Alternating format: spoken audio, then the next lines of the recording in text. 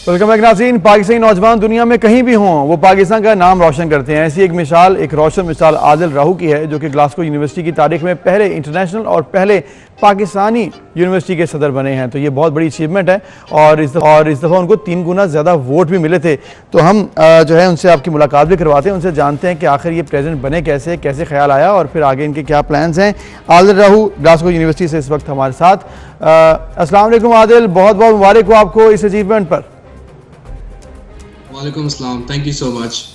तो आदिल बताइएगा, प्रेसिडेंट आप बन गए हैं, बहुत बड़ी अचीवमेंट है, पहली बार ऐसा हुआ है तारीख में। तो आपने ये जो प्रेसिडेंसी के लिए जब आप निकले थे कि मैंने अब ये मतलब वोटिंग के लिए जाना है, तो फिर क्या इरादा था, कैसे प्लान बनाया? फर्स्ट टाइम तो जब मैं खड़ा हुआ था इलेक्शन में तो 2019 में था, तो उस टाइम मैं इलेक्ट हुआ था एज वाइस प्रेसिडेंट। उसके बाद जाके मैं फिर से खड़ा होकर प्रेसिडेंट बना।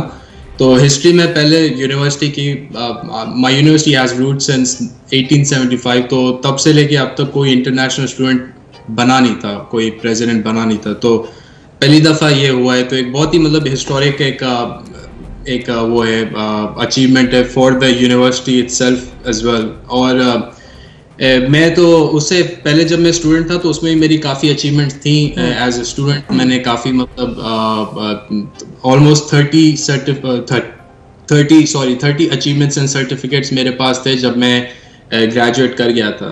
तो अभी का जो मेरा रोल है एज द प्रेसिडेंट, सारा उसमें मतलब स्टूडेंट्स को रिप्रेजेंट करना पड़ता है। 16,000 स्टूडेंट्स की पॉपुलेशन है, उसको रिप्रेजेंट करना पड़ता है। हमारे 3 कैंपसेस हैं, न्यूयॉर्क, लंदन और ग्लासगो में। उसमें जितने भी स्टूडेंट्स हैं उनको रिप्रेजेंट करके, यूनिवर्सिटी से बात करके, कभी कभी पॉलिटिकल लॉबिंग भी होती है गवर्नमेंट के साथ, तो इन पास्ट अकरेंसेस फंडिंग्स के लिए फाइट करना स्टूडेंट्स की। तो बहुत सारा मतलब एक ब्रॉड स्पेक्ट्रम है जिसमें करना पड़ता है, काम करना पड़ता है। तो दैट्स जबरदस्त। तो आदिल बताइएगा, चूँकि आप पहले भी बहुत से अचीवमेंट्स हैं आपके पास और फिर आपको सपोर्ट भी भरपूर मिली, तो फिर अब चूँकि आपने बताया कि आपको पॉलिटिकली भी इसमें एक्टिव होना पड़ता है, रिस्पॉन्सिबिलिटीज़ क्या क्या होती हैं प्रेसिडेंट की जब आप बन गए हैं? तो फिर आपने सब कम्युनिटी को साथ लेकर चलना है, कुछ पाकिस्तानी भी होंगे, इंटरनेशनल स्टूडेंट्स भी होंगे और लोकल भी होंगे। कैसे रिस्पॉन्सिबिलिटी है क्या और इसको कैसे अदा करते हैं? देखिए, इसमें एक जैसे पॉलिटिकल लीडरशिप जैसे होती है, आपको हर स्टेक होल्डर्स को साथ लेके चलना है। मैं यूनिवर्सिटी में गवर्नर भी हूँ, मैं यूनिवर्सिटी में सेनेटर भी हूँ। बाय बीइंग द सेनेटर, उससे मतलब ये है कि मैं यूनिवर्सिटी को डेमोक्रेटिकली उसकी बॉडी का पार्ट भी हूँ। गवर्नर एज इन के मैं उसका एक पॉलिसी मेकिंग एस्पेक्ट का उसका लीडर भी हूँ। उसके साथ साथ मैं पॉलिटिकल लीडर भी हूँ। सारे स्टूडेंट्स को, सारे टाइप्स ऑफ स्टूडेंट्स को साथ लेके चलना पड़ता है, उनके व्यूज़ रिप्रेजेंट करने पड़ते हैं, चाहे वो मेल हो, फीमेल हो, चाहे पाकिस्तान हो, चाहे स्कॉटिश हो, चाहे ब्रिटिश हो, जितने जो भी हों, अलग अलग व्यूज़ उनके साथ लेके यूनिवर्सिटी में चलना पड़ता है। गवर्नमेंट के जब लॉबी करता हूँ तो उसमें मुझे उनके व्यूज़ को रिप्रेजेंट करना पड़ता है, उनके व्यूज़ के लिए फाइट करना पड़ता है।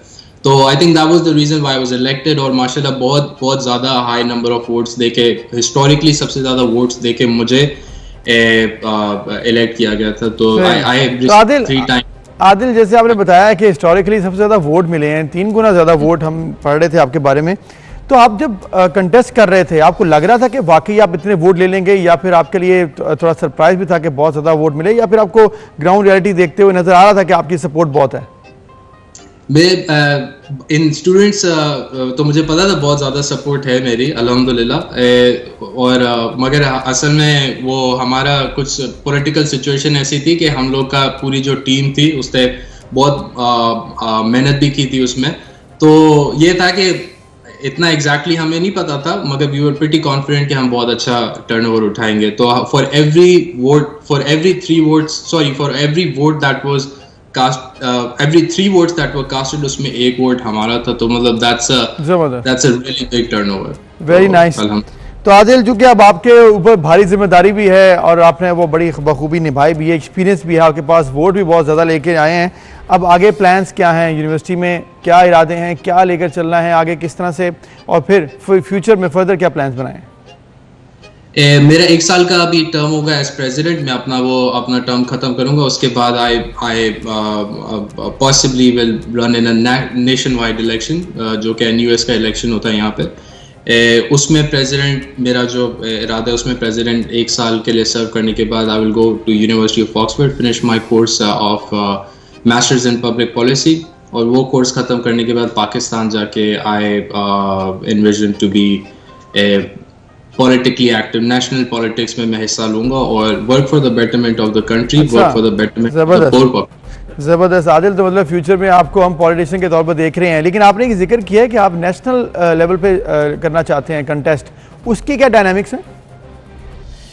बेसिकली मेरा ख्याल से काफ़ी सारे जो मैं चीज़ें इन्विजन करता हूँ, जो मैं चेंजेस लाना चाहता हूँ, I think they're mostly based on a national level, और सारे जो पाकिस्तान के प्रोविंसेस हैं उनको उनके मतलब एक नेशनल लेवल पे चेंज लाना उसके लिए बहुत ज़रूरी है, क्योंकि a lot of the power in Pakistan relies on the national forums. तो इसलिए मैं एक नेशनल लेवल पे एक पॉलिटिक्स में इन्वॉल्व। चलें जी, गुड लक आपको आदिल राहू, और हम उम्मीद करते हैं कि आप बड़ा ज़बरदस्त अपना रोल जो है वो प्ले करेंगे। बहुत शुक्रिया आपका और wish you best of luck.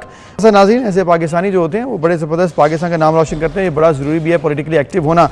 वहीं पर पॉलिटिक्स की अगर बात